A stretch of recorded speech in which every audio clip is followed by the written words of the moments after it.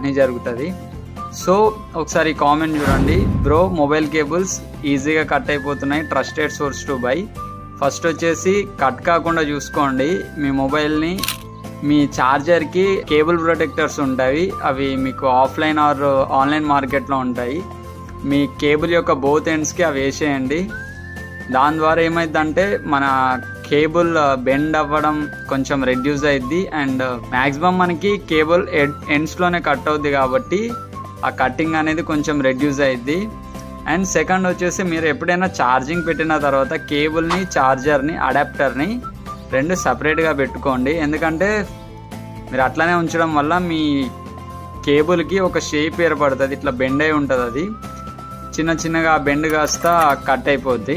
వాళ్ళ వెబ్సైట్లో చెక్ చేస్తే మీకు ఒరిజినల్ ప్రోడక్ట్ ఉంటుంది, కొంచెం మనీ అటు ఇటు అయినా క్వాలిటీ ప్రోడక్ట్ దొరుకుతుంది. సో అందులో పర్చేజ్ చేసుకోండి. అండ్ మీకు కేబుల్ ప్రొటెక్టర్స్ ఇంపార్టెంట్, అవి కూడా యూజ్ చేసుకోండి.